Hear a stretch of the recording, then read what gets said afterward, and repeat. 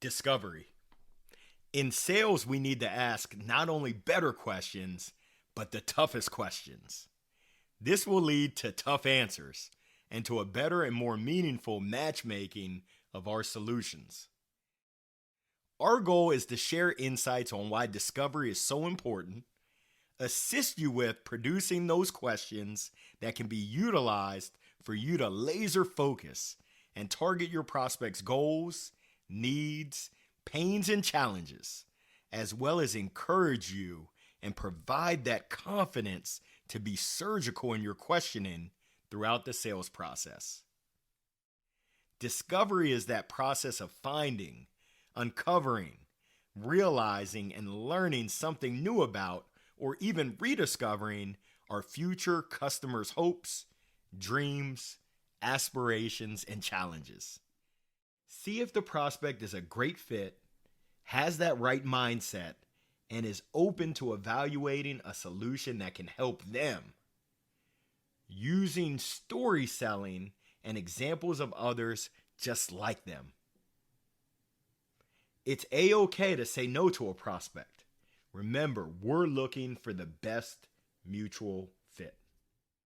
There are two major components to discovery.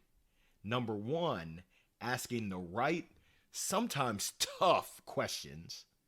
And number two, active listening.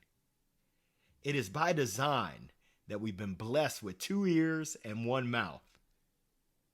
Why is listening one of the most important parts of successful selling? Loose lips sink ships. Prospects will give you the path to the order if you only ask. Uncovering our customers' needs together has 4 major benefits. Number one, it builds trust with thoughtful and meaningful questions that show you care about their needs. Number two, it identifies objections and any concerns that can provide more insights. Number three, it facilitates that matchmaking by helping you see how your solution addresses your client's problems and completes the sales process. And number four, it exposes a mismatch so you can stop selling, part ways as friends, and not waste anyone's time. Shine the spotlight. Discovery also helps us uncover problems, concerns, and issues customers may not even know that they have. Much like a doctor may spotlight a problem or symptom we weren't even aware that we had, by probing, digging deeper, and potentially uncovering challenges and needs your prospect may not have even thought of yet. If you can get your prospect talking, they oftentimes will fill you in on what's important to them, and they'll give you the path to the order. Essentially, they will give you the game plan for winning their business. Preparation is the key to successful discovery. So create questions ahead of time and practice asking them. Be prepared for any objections and try to understand the current environment of the industry your prospect belongs to. Don't make this common mistake. Not asking the tough, really tough questions. Oftentimes, sales professionals will sugarcoat and dance around the true, difficult questions that provide insightful and important answers required to determine if we're working with a true prospect versus a suspect. A tire kicker who's not seriously evaluating our solution and doesn't deserve to be in our pipeline.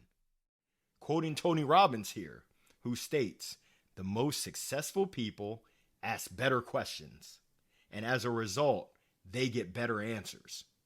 My question to you, what questions are you asking of yourself and of your prospects? Gallum, thank you so much for joining.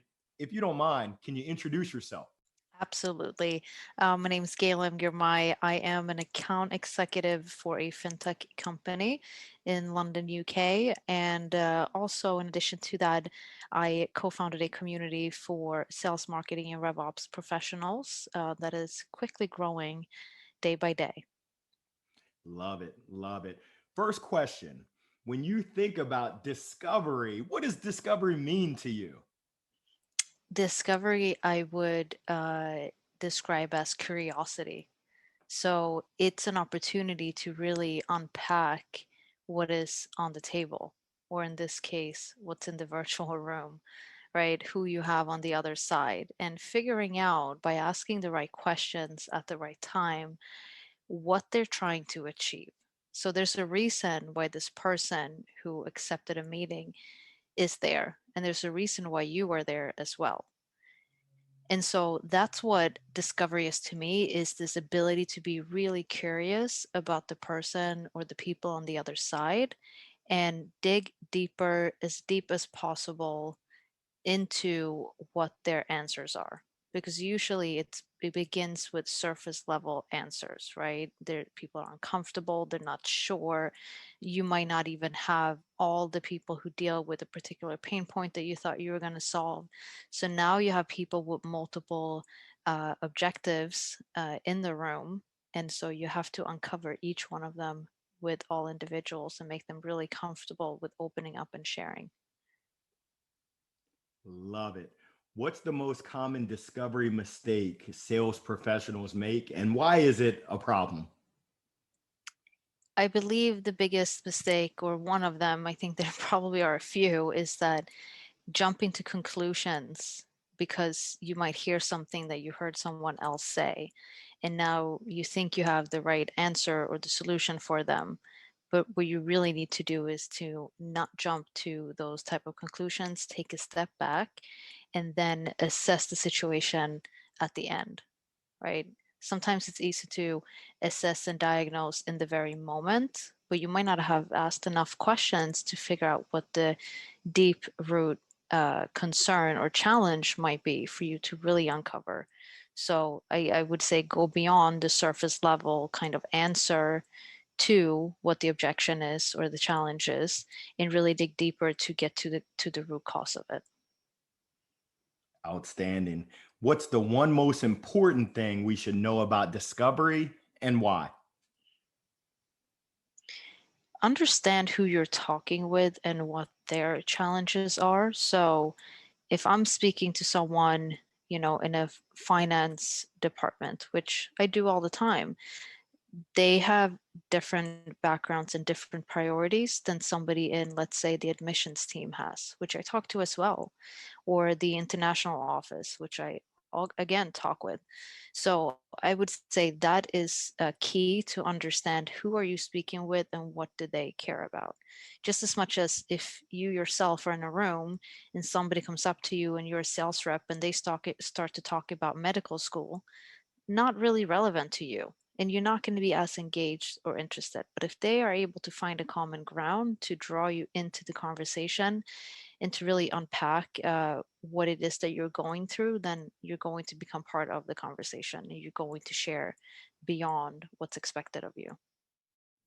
The art and the science of identifying needs. Spin Selling was a best selling book developed by Neil Rackham. Rackham used several years of real world data to create a framework for using questions to uncover needs.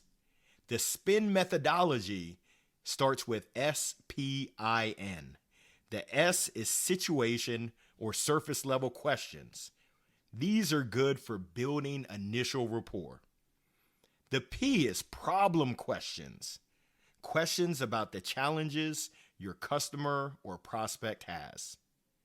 I is implication questions. These questions shine a light on the impact of either acting or not acting. N is needs payoff questions. They show the path to solving the customer's problem in a positive light. Approach questions with the curiosity of a child who genuinely wants to know the who, the what, when, where, why, and even how. This demonstrates an authentic interest for solving your prospect's needs and assisting them in obtaining their goals. Example questions include: what brings you to us today? How long has this been going on? Tell me more. What other options have you considered?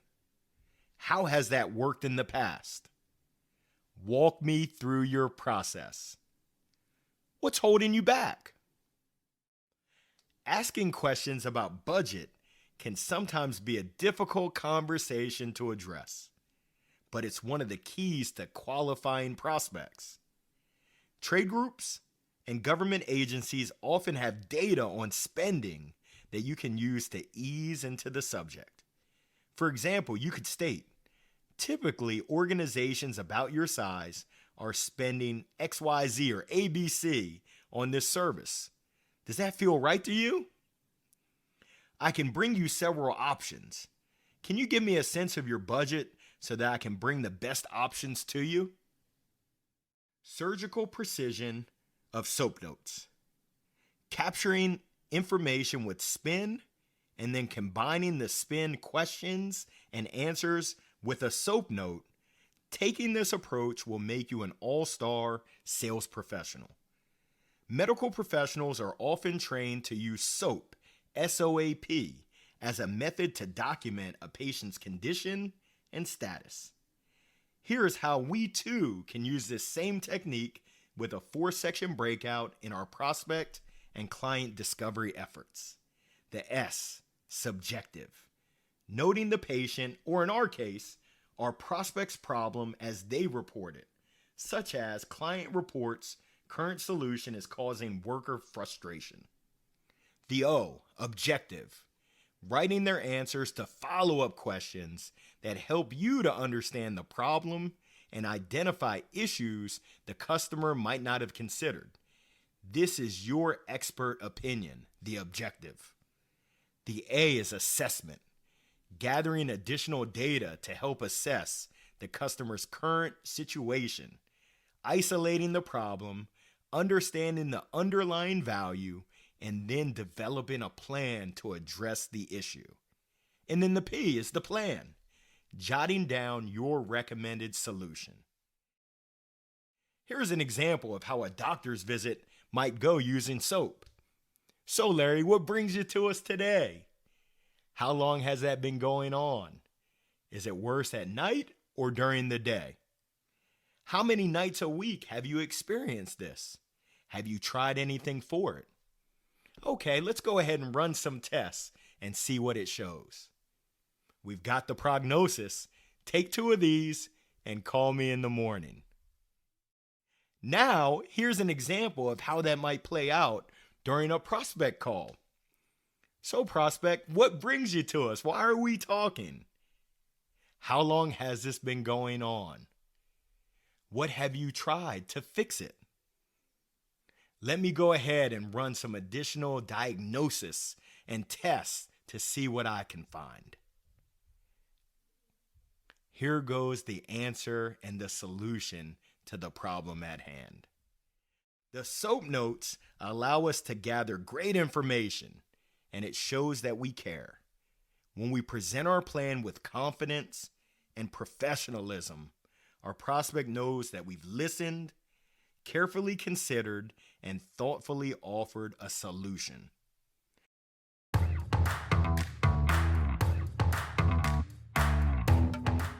Inquiry is really important in the sales process because that's your curiosity. That's where you can build relationships, get someone to open up to you, but also so you can get that foundational understanding of what life is like for your prospect. Then when you get into qualification, you're basically determining whether or not this is worth your time to invest in. So the difference between inquiry and qualification. Inquiry is all about understanding the person, their role, their process. Qualification is all about understanding how your product and what your baseline needs are to be a good fit for this prospect, how those align. So a good example of an inquiry question might be to tell me about your process for finding new sales. A qualification question might be, are you guys using Salesforce to track that process? Because your product, for example, only works with Salesforce as a CRM. So if they're not using Salesforce, even though you know they've got trouble in their sales process, you're not going to be a good fit to help them solve that problem. It's really important when you are selling to be weaving inquiry, qualification, and also education into the conversations that you're having. Sales, modern sales especially, is not about buy my stuff, buy my stuff, buy my stuff. It's all about, especially in the B2B world, about finding a problem and helping your prospect solve it. So until you can get the prospect to open up to you in inquiry, verify that you can solve their problem through qualification, and then throughout the process, sprinkling in little bits of education, because you as the seller should know not everything about the prospect's job, but everything about the problem that you solve. So being able to ask questions around, well, have you considered this angle? Or what about the long-term implications of that? Helps actually educate the buyer so that they're better able to make decisions before you're even negotiating or asking for those closing steps. So sprinkling all these things together, so you're identifying those problems through inquiry, you're verifying it's worth your time through qualification, and then doing buyer education to build the relationship and make sure that they actually have all the information they need to make that decision, sets you up so that closing is much, much, much easier.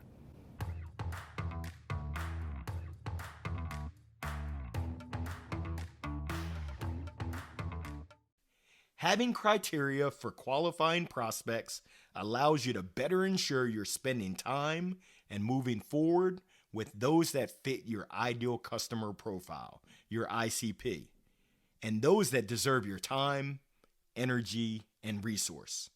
Essentially, those are the true prospects versus the fake suspects who can oftentimes be time wasters and not serious about evaluating your solution and or making a change to improve their current situation.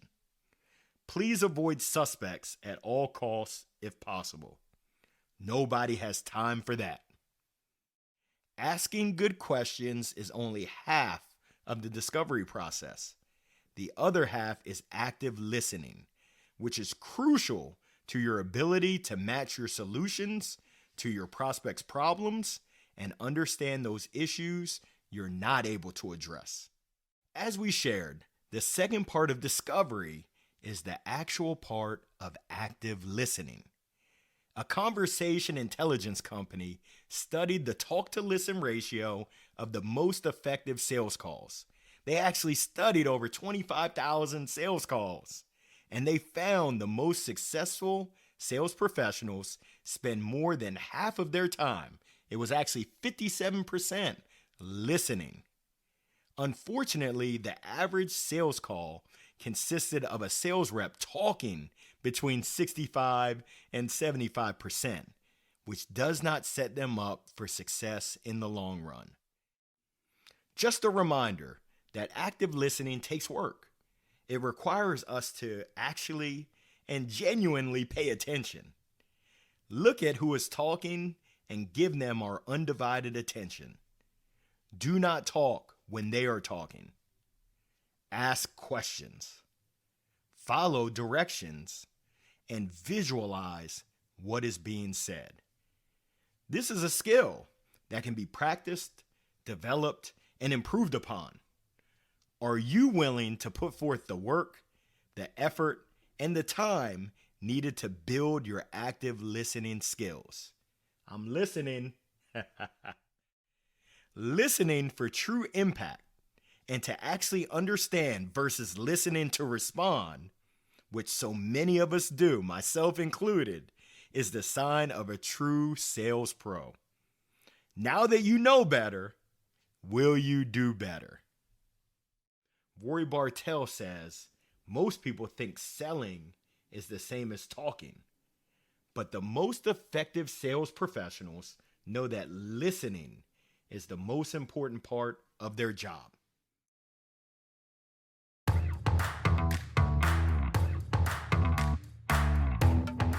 The one thing I think that we can all become better active listeners is take pauses and to truly listen, not just through the words, but as well as their facial expression, their body language. This is important because a lot of times when you're listening to a customer or a prospect, they're speaking out their needs, they're speaking out of what their situation is. You want to be able to listen beyond the cues, beyond just the keywords. You want to be able to understand what their true challenges are beyond just what is coming out their mouth. But what does their body language tell you? Are they, taking pauses? Does their facial expression look stressed? Would they look relaxed? So all those things compressed into active listening. Ultimately, the goal to active listening is to be aware of your prospect's challenge, as well as understand what their challenge so you can provide the right solution, ultimately closing the deal. A common mistake salespeople make when it comes to active listening is they're too eager to speak next. Whenever they hear a keyword, they start thinking in their head, okay, this is what I want to say. This is a buying sign versus really active listening to what the prospect is saying and understanding what they're saying. Let them finish their sentences, because a lot of times when we hear those keywords, we become so eager to get to our next response, wait for our turn, wait for our pitch, instead of letting the customer finish their whole sentence and truly understand what it is that they're trying to convey and be able to connect the dots.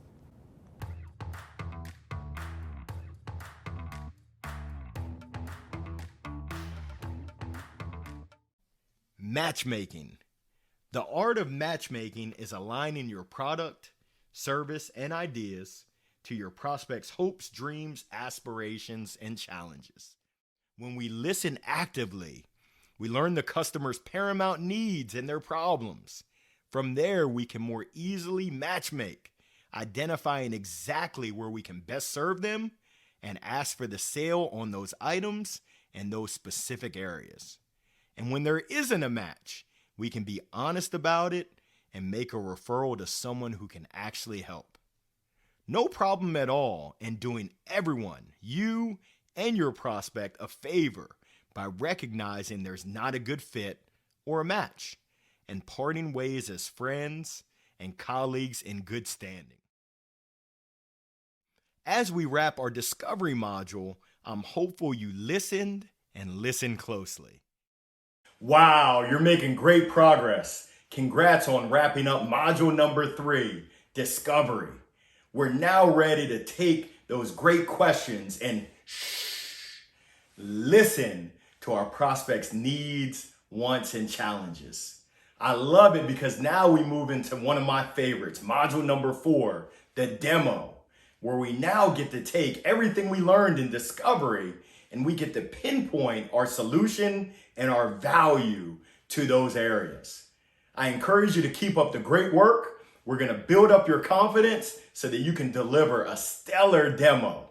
Keep up the great work, and I'll see you after module number 4. Bye for now.